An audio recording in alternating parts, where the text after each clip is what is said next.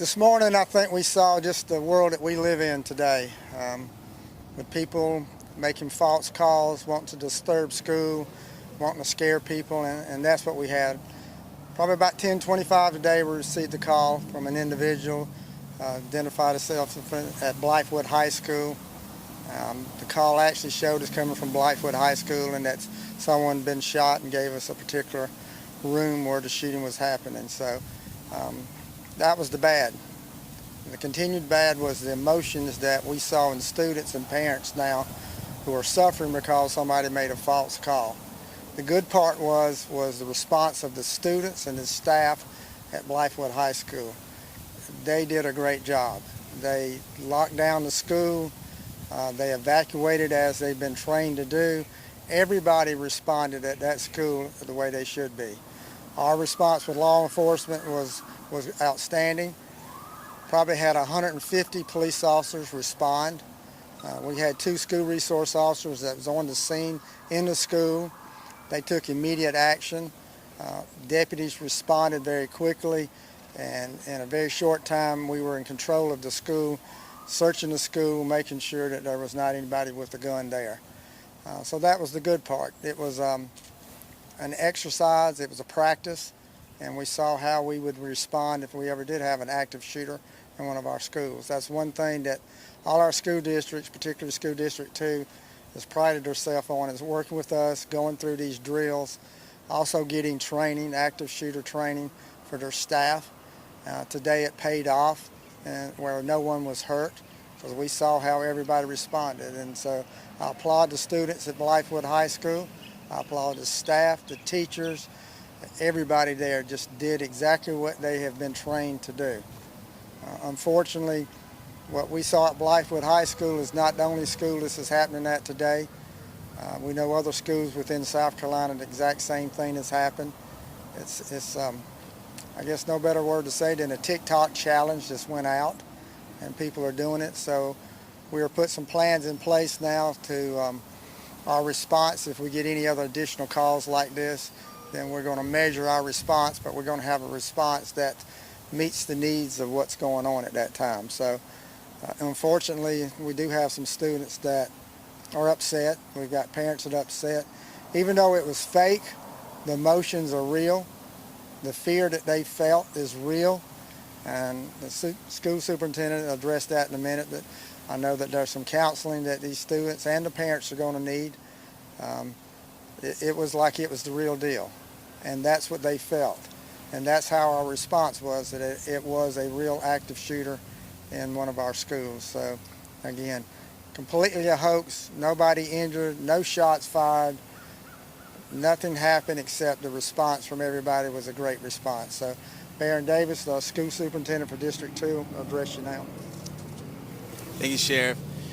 As I had an opportunity to speak to the sheriff during the event, I expressed that I had a number of emotions that I was experiencing simultaneously. I think it's no secret that individuals know that this is something that I worry about all the time as superintendent. I've shared that multiple times as we try to provide our students with premier educational experiences every single day. That there are individuals who want to stand in the way of students receiving and teachers teaching and employees supporting the learning process of our students. My emotions were all over the place today. I had a sense of thankfulness. First and foremost, I was thankful to God that nobody was injured and that it was a hoax. And so that was my first feeling of thankfulness. I was thankful to the students, to the employees, the teachers, and all the support staff that was there to ensure that the students followed the protocols that we put in place and that we have been practicing.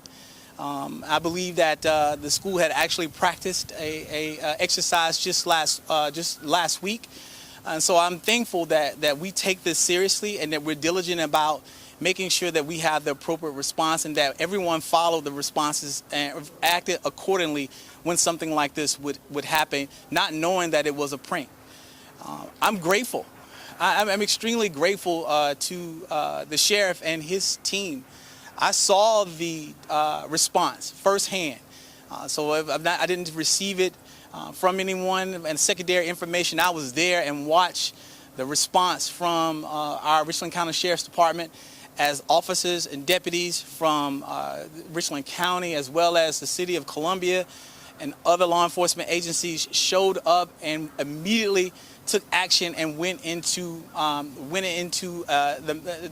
their protocols to ensure that our students were safe, with the understanding of believing that there may be an actual threat taking place.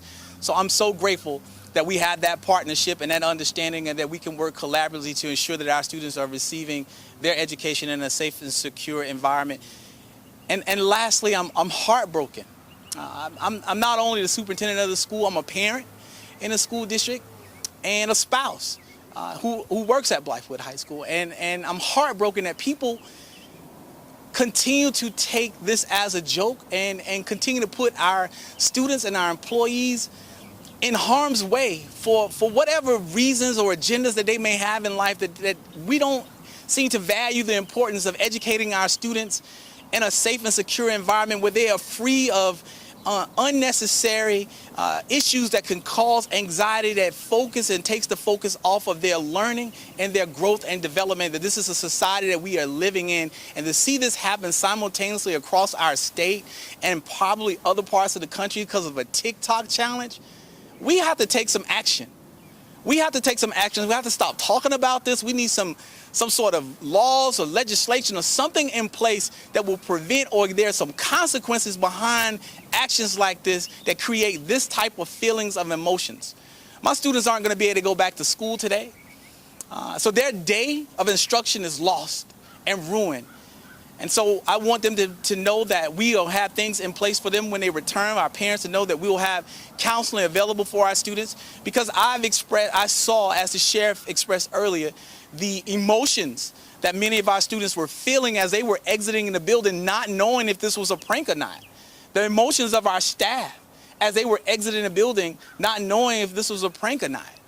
But they came to school today, and it's supposed to be a place where joy is supposed to reside. They came to school today with the intentions of bettering themselves academically and socially and emotionally. And then we have to deal with something like this today. Something outside of our control, but something we have all come to accept as okay to have TikTok challenges and other social media activity, and not hold folk accountable for allowing things like that to resonate and reside in these spaces. So I asked our community to come together, band together. Let's work on figuring out how do we prevent things like this. We'll continue to send out information throughout the day from our communications department about the next steps, as our school administrators are going to be working with our faculty and staff at the location. And I ask you all to continue to just wrap your arms around Richland School District 2 and continue to say prayers for all of us as we work and do our very best to ensure that our students have every opportunity to learn and grow and achieve their God-given gifts and talents, and realize those God-given gifts and talents while they are students in our school district. So I appreciate you all, and thank you all for listening. Mr. Manning. Thank you. It's unfortunate. As the chair of this board, about a year ago, I was called out for a shooter that was on one of our buses. Now I'm being called out because we have an active potential threat to our students and our community. I do want to thank Sheriff Lott for the swift response. We've seen less than adequate responses in other communities, but our sheriff and Dr. Davis, our school district, has taken the time to properly train our folks for how to handle these situations. When I grew up, the issues we had were fire drills. Now our students have to go through active shooter drills, and they fear coming to school every day. This board takes this very seriously.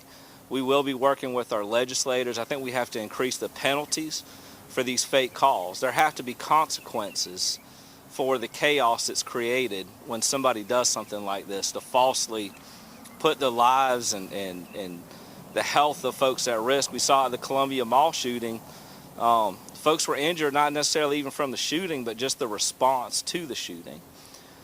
And we have not just the folks at Blythewood, but we're going to have students across the school district that fear and have anxiety about going to school. I do want to emphasize the fact that's been said already. This is not a Richland 2 issue. I don't want somebody to feel like we have failed as a Richland 2 school district, our administration, or our sheriff's department to properly plan, to handle these situations. This issue is nationwide. This issue is bigger than just our school district. So we're going to need the support of folks outside of our school district to help us solve this. And so we will be, as a board, calling out to our legislators to help stiffen penalties and to find solutions with law enforcement and others on how to handle this issue. As Dr. Davis said, I'm also a parent, and it sickens me to think of what kind of conversations are going to have to happen today between parents and their students, their young folks. I just can't imagine what's going through their minds, the fear that they have, the miscommunication that's out there about what may have actually happened. But again, I want to assure our community that this is not the end, it's just the beginning of the work that we have to do. And I want to thank Dr. Davis. I know there's going to be a lot of work that will continue. We have counseling, we have to have continued conversations about how we secure our schools. And Sheriff Lott, the continued conversations and work that we'll do to make sure that our students stay safe.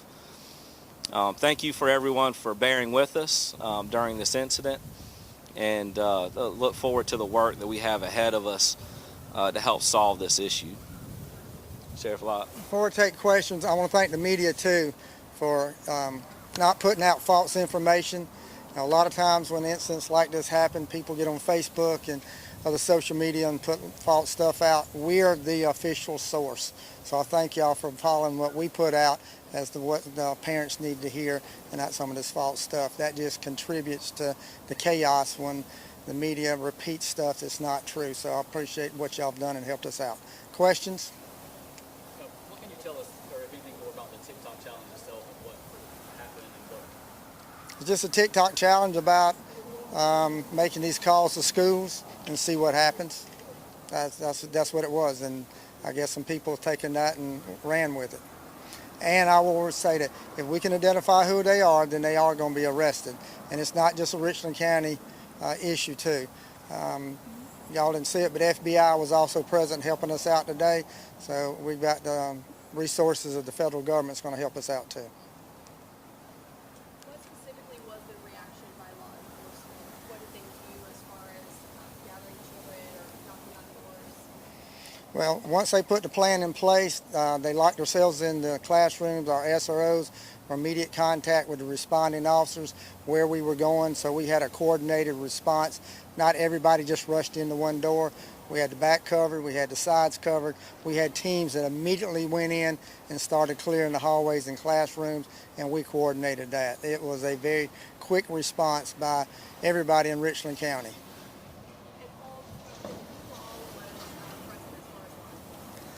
Richland County was the primary agency. We had the City of Columbia there. We had the Highway Patrol that was also there.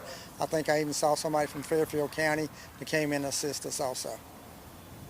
We saw reports that these messages were generated en masse by an automatic program. Do you have any intelligence on that? No, I listened to it. It was sophisticated, but not sophisticated. So we'll do some more. So, but you go back and you look at, listen to it. You're going to respond like we responded. You know, the call was spoofed to where it came from Blythewood High School, so that's where it looked like it gave a particular room number, so we had to respond the way we did. At what point did you guys realize it was an actual TikTok challenge? Our investigators we had investigators that were working it at that time. Not only did we have our people searching the school and getting the kids out, but we already had investigators on the ground that were looking at the call and stuff, and then we started seeing other places that it was happening also, and then we didn't have anyone shot. That was probably the biggest indicator. At the rooms where the person was supposed to be shot, there was no one there. But again, we're going to err on the side of caution, and that's what we did by going ahead and keeping the plan in place, getting the kids out, getting the staff out, searching the school. We've made sure that it was safe. What do you have to say to can you recall the actual verbiage of the 911 call? Yeah, but I'm not going to go through it. What do you have to say to the parents and those affected family members about this incident? Well, I want to thank the parents for their response too. You know, as a parent, and you hear something going on like that at your child's school, you're going to feel panic. You want to get there. You want to protect your child. Our parents did exactly what they were supposed to. We had a staging area for them to be at. They stayed calm. They stayed there. They followed what we want them to do. We had a place where they could be reunited with the kids. We gave that out. So parents did everything. What I'm asking parents to do now is you got to talk to your children, but most important, you got to listen to them, listen to the fear that they've got, reassure them that they're going to be safe, that this is the world we live in now. People are going to make it. False calls like this, we have to react the way we did, but understand we're there to protect them. And if it had been a real shooter today, I think we would have encountered that person very quickly. What kind of penalties can the person or the people who did this kind of face? I have no idea. Whatever it is, I hope they put them underneath the jail.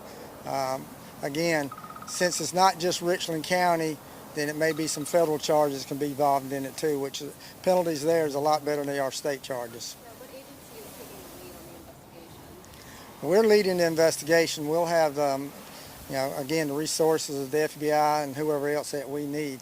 Again, it's just not just a Richland County issue that happened today, so it's going to be a lot of people looking at this and working on it.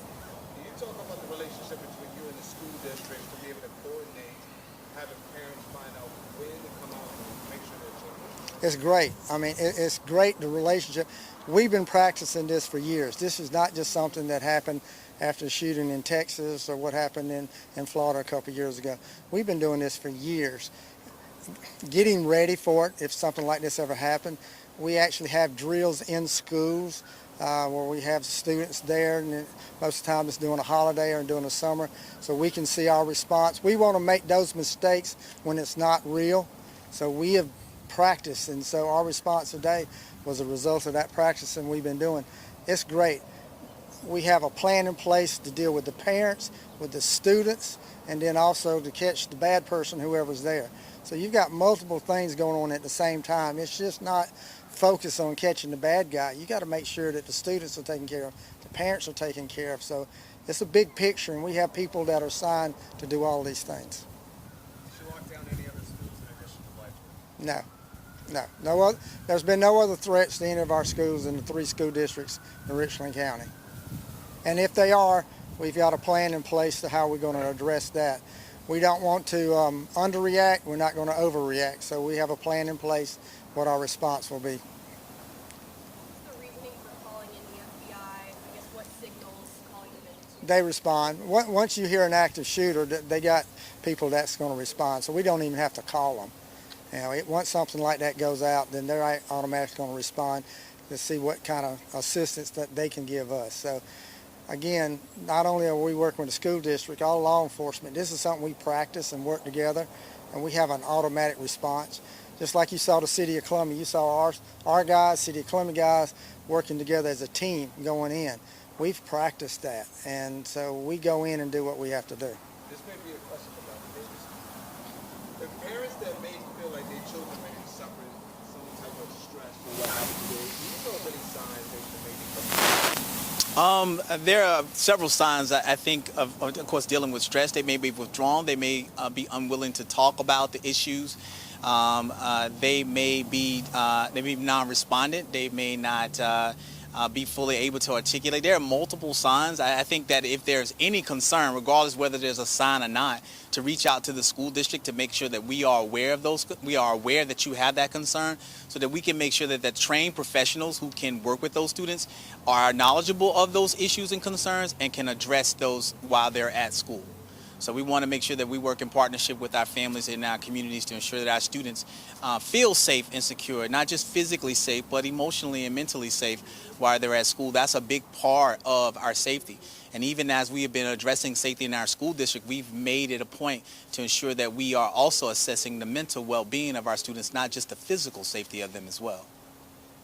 Will you have additional counselors there that have been in school? We will supply. We have a team, a response, a protocol for response when we have an issue or crisis or concerns at a school, and so we will deploy the necessary resources from around the school district, as in the form of counselors from other schools in our school district, as well as from our district office, who will come and provide support, not just to our students, which is very important, but also to our employees as well. You have to understand, employees went into a protective mode also. They're responsible for pulling those students into a space and staying with those students and keeping them calm while we're going through while we were going through this incident. So they also are going to have a level of stress that they have to deal with as well. And so we want to make sure that we not only acknowledge that, and that we recognize that they may need some support also.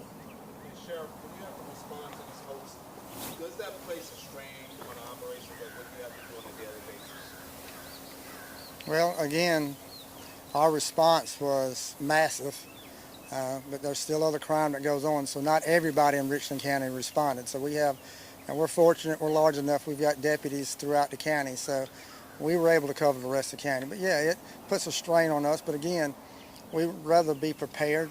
So, we're trained and ready. That's what we are, and you saw that today. So, all right, thank y'all.